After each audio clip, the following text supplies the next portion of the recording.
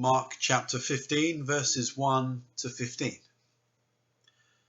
Very early in the morning, the chief priests, with the elders, the teachers of the law, and the whole Sanhedrin, made their plans. So they bound Jesus, led him away, and handed him over to Pilate. "Are you the king of the Jews?" asked Pilate. "You have said so," Jesus replied. The chief priests accused him of many things. So again Pilate asked him, "Aren't you going to answer? See how many things they are accusing you of." But Jesus still made no reply, and Pilate was amazed. Now it was the custom at the festival to release a prisoner whom the people requested. A man called Barabbas was in prison with the insurrectionists who had committed murder in the uprising. The crowd came up and asked Pilate to do for them what he usually did. "Do you want me to release to you the king of the Jews?" asked Pilate, knowing it was out of self-interest that the chief priests had handed Jesus over to him. But the chief priests stirred up the crowd to have Pilate release Barabbas instead. "What shall I do then with the one you call the king of the Jews?" Pilate asked them. "Crucify him," they shouted. "Why, what crime has he committed?" asked Pilate. But they shouted all the louder, "Crucify him!" Wanting to satisfy the crowd, Pilate released Barabbas to them. He had Jesus flogged and handed him over to be crucified.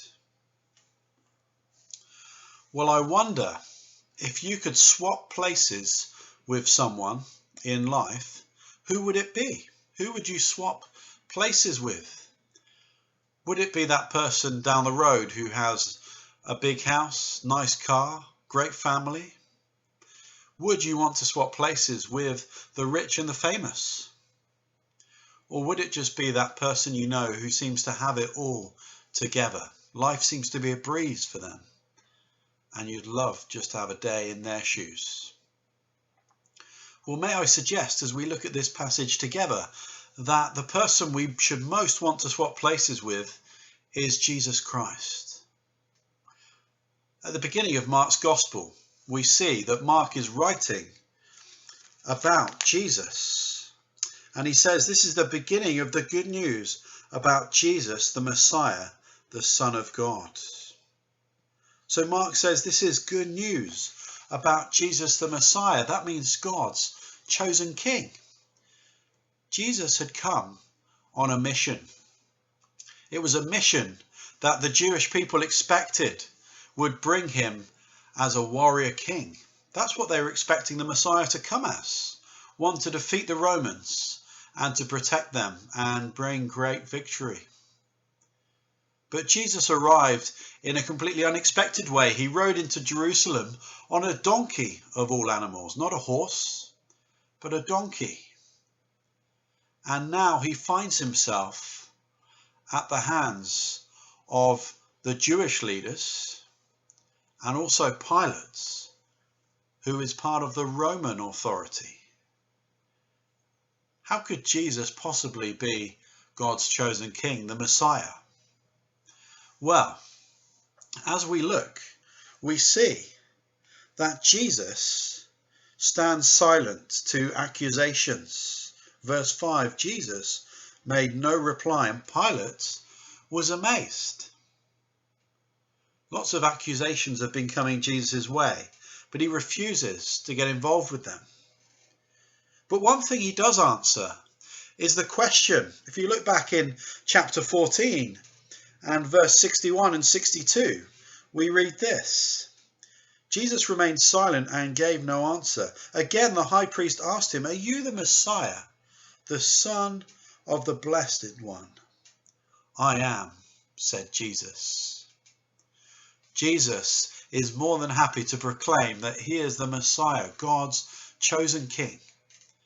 And he has come to humble himself to death on a cross. That is God's mission. That is God's plan, that Jesus would come and die on a cross. we see a prisoner swap take place. Barabbas is released. The murderer, the one deserving of punishment, is released. And Jesus, after the shouts of the crowd, crucify him, is handed over to be killed in a most horrendous way.